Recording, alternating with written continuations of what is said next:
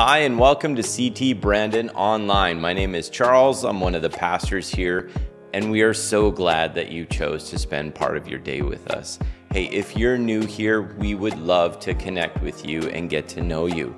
If you head over to ctbrandon.com, click I'm new, give us a little bit of information. That way we can get in touch with you and just to get to know you and see if there's anything we can pray for you for. And don't forget to hit that like button and make sure to subscribe and smash that bell. That way you'll get notified the next video we drop.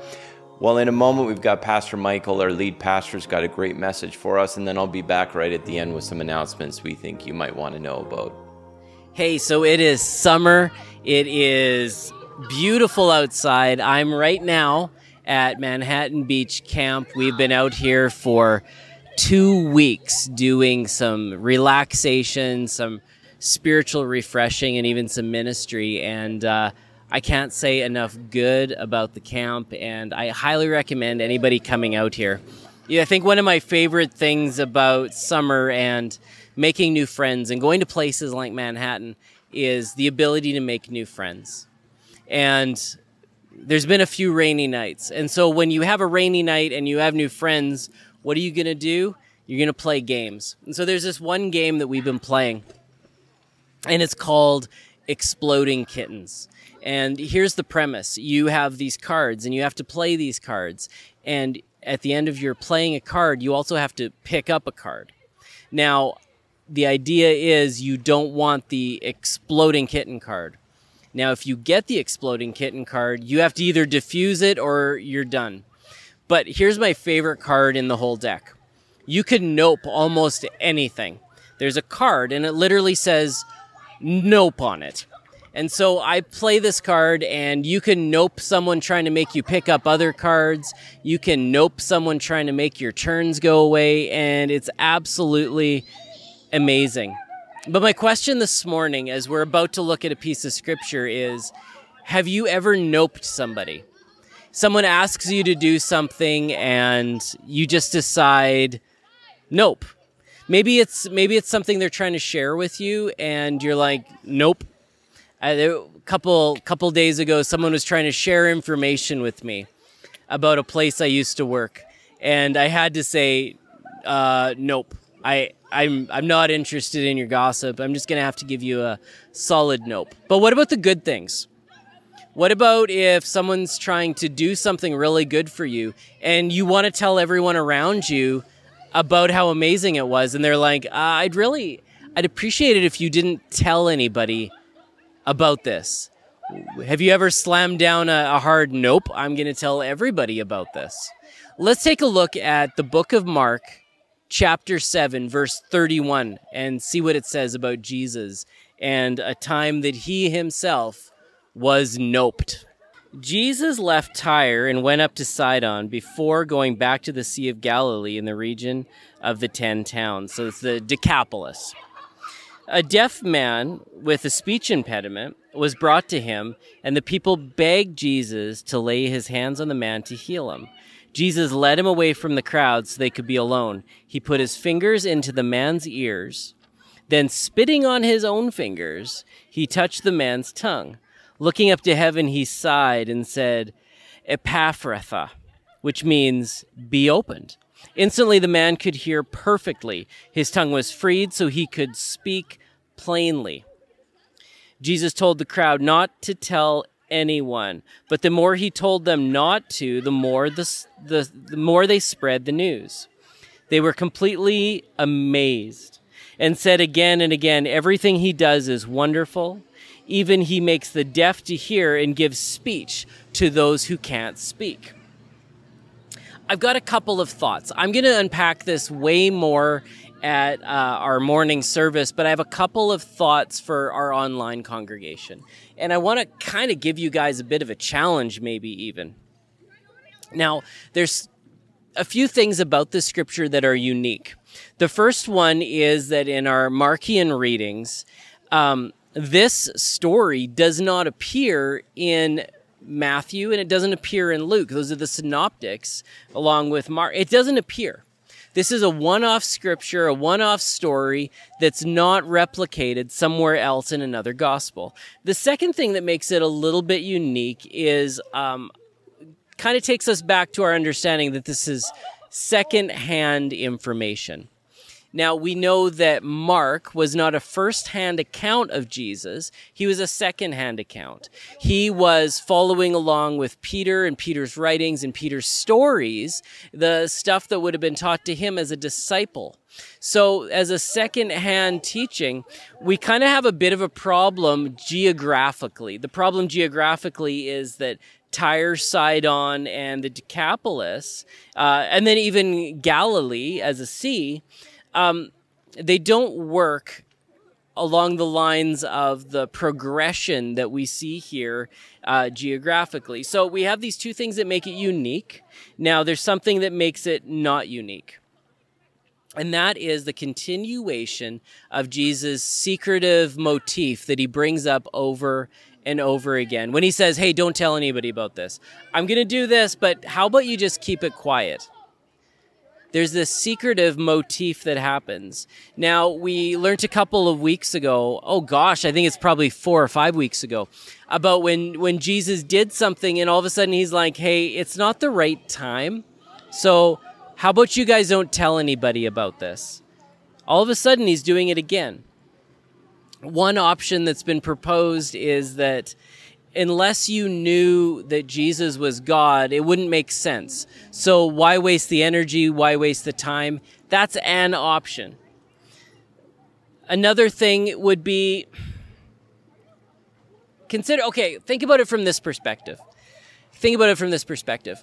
So if you get a gift from somebody, by the way, the youth group is over there right now, and they are in the water, and it is super loud. So I'm sorry, church. You're just going to have to deal with it. But follow me back to Mark. Think about it like this. If somebody gives you a gift, and you don't know who it's from, and it's something obscure or maybe even life-changing, it means a lot less if you don't know who it came from. It means a lot less if you don't know how important it was for that person to give you that gift.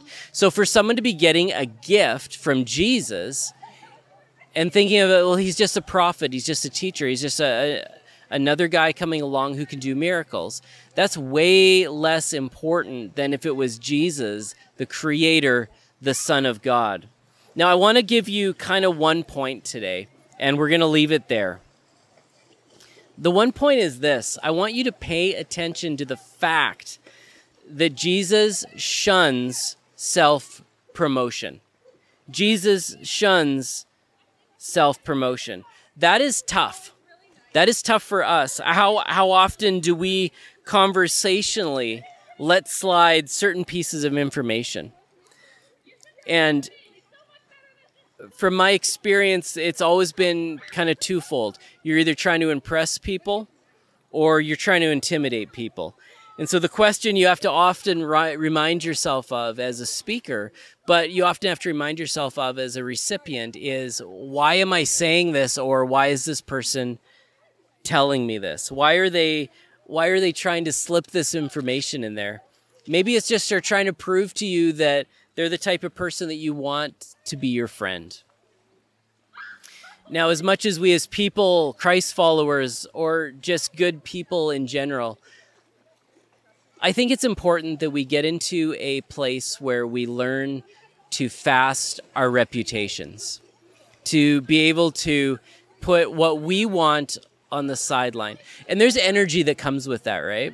When we're in a conversation and we want someone to know that maybe we're important, maybe we did something cool, take that information and, you know what? Turn it around and use that energy and push it back to, let me tell you something amazing God did. Let me tell you something amazing that I saw Jesus do in someone else's life, or maybe in your own life. But let's turn that energy, let's take those moments and push away the things that we want to tell people about how amazing am I? No. How amazing is Jesus? So in this situation, in this story, Jesus did something absolutely earth-shattering for this guy. He changed his life. He can speak and he can hear. This guy isn't doing self-promotion. This guy's churning it around and he's saying, let me tell you something amazing that Jesus did.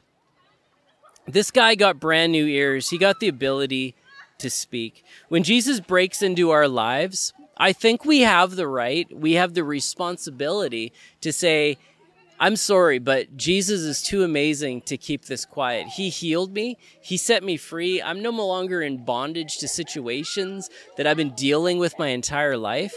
I've got to tell somebody about this. So I'm going to ask you today, how has Jesus broken into your life? What types of things has Jesus done that if he was sitting in front of you and said, hey, I need you to keep this quiet for a while? What are those things that you would nope? What are those things that you would say, I actually have to go and tell the entire world about how big Jesus is? Maybe it's something career related. Maybe there's an opportunity that God created for you that could only be God. Maybe it's a healing in your life. Maybe it's a relationship that has been restored. Whatever it is, you have the right to tell people about how amazing Jesus is and how amazing he's going to continue to be in your life. Now, this week, I want you to reflect on the good things God has done, and I want you to share those with people. Share them in real time. Don't wait, don't process, just jump right in. Hey, God did this for me. He is refreshing me. He is changing my life right now, and I can't be more excited. Just share that in real time. And the second thing I want you to do this week is to refocus those energy points. When you feel the need to self-promote, take that energy, push it out, and say, you know what? Let me promote Jesus instead.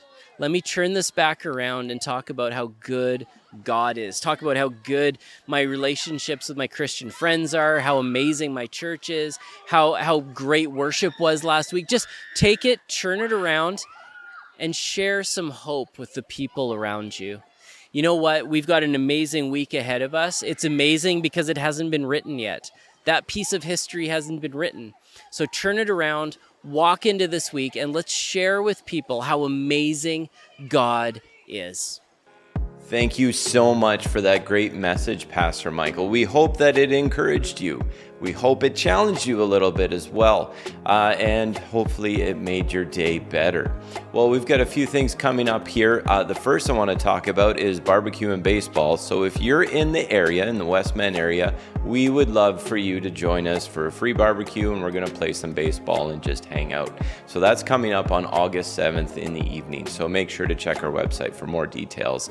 And then starting really soon is our school supply drive, Tools for Schools. We partner with United Way along with many other churches and businesses just to collect school supplies for children that would start off the school year without those much needed school supplies to have a successful year. So make sure to stay tuned on our social, on Facebook or Instagram, or also we'll have all the details on our website up shortly.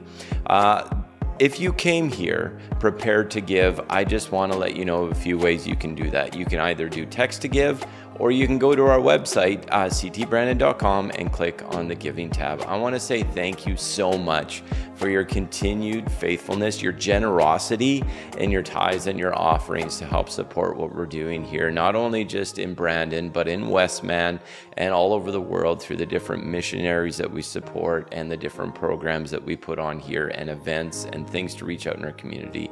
We really just want to love God and love people. Well, thank you so much for joining us. Make sure to follow us on social, on Facebook or Instagram, just so we can connect throughout the week. Other than that, have a great day.